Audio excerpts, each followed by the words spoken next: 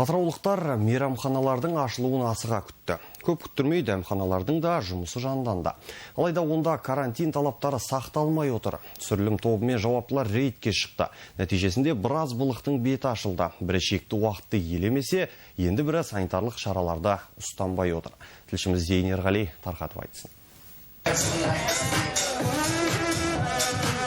Мобильдік топпен бас сұққан алғашқы нысан мына мейрамхана. Мұнда санитарлық талаптар мүлдем сақталмаған. Үстелдер арасындағы арақашықтық, антисептик, қызметкерлерінде міндетті деген бетпердемен қолғап жоқ. Ескерту айтылды, шағымда ескеріліп, ішіндегі артық адамдар шығарылды. Помещение должно быть до 30 человек. А у вас в данный момент находится 60 с чем-то, до 70 человек находится.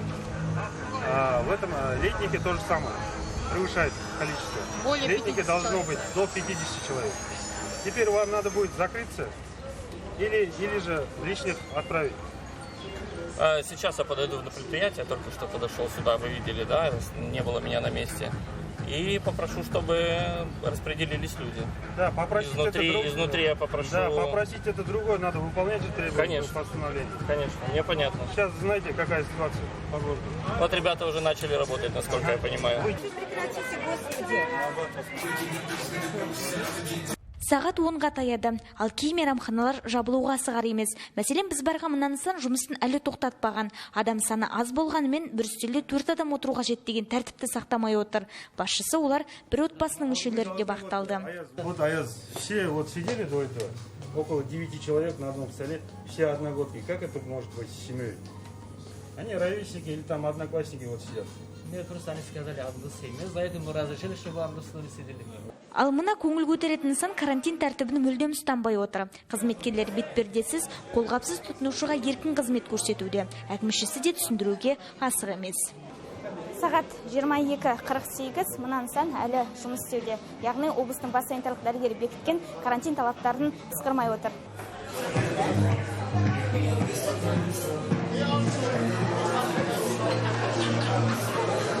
Әрі қарай жайық жағасындағы мейрамханаларға бет алдық. Сағат 11-ге таяды. Ал мұнда адамдар әлі тамақтанып отыр. Қызметкерлері де жинауға асық емес. Есікке телміріп әкімшісін біраз күттік. Сөзге тарттық. Іште адам жоқ, жабылайын деп жатырмыз деп жауап қайтарды. Сіздің объектіңізден анықталып отыр, адамдардың әлі тамақтанып отырғандығы. Сағат 11 болды, уже сіздер жабылу керек едіңіздер 11-де. Иә?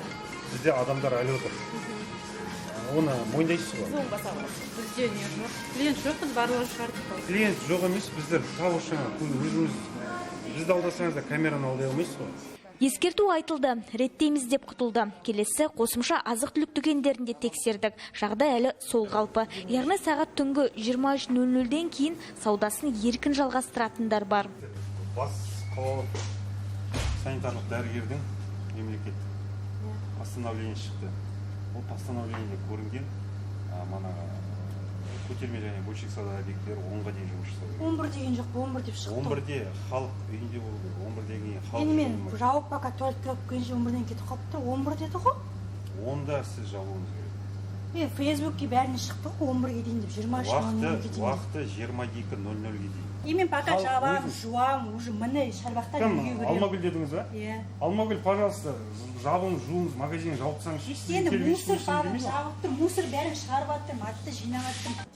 Соңғы мына көңіл көтеретін жерге келдік. Сағат түнгі 12-ден асты. Кәсіпкер жұмысын жалғастыруда. Әр адамға лық толы. Тіпті әкімшісінде де не қызметкерінде де бетпердемен қолғап жоқ. Есік алдынан антисептик те көрінбеді. Санитарлық шараларды сақтамағанын ескеріп, адамдарды таратты. Ескерту айтылды. Енді бұл анықталған сәйкессіздіктер бойынша жеке кәсіпкерлік субъектілеріне Қазақстан Республикасы әкімшілік құқық бұзушылық туралы кодексінің 462 бабы 3 тармағы бойынша әкімшілік хаттама толтырылып, ары қарай жергілікті құзырлы органдарға жолданатын болады.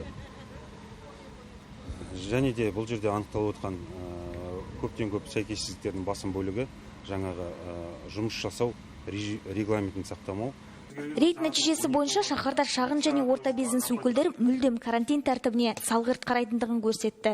Біз аралаған 20-ға жуық нысанның барлығы дерлік санитарлық талаптарды өрескел бұзған. Олар білмедік, оқымадық, естімедік деп ақталуда. Дегенмен, мейрамханалар ашылмас бұрын алдын ала дайындық жұмыстарын 18 мамырдан бастаған еді. Десе де нәтижесі шамалы. Зейін Ерғали, Атырау телеарнасы.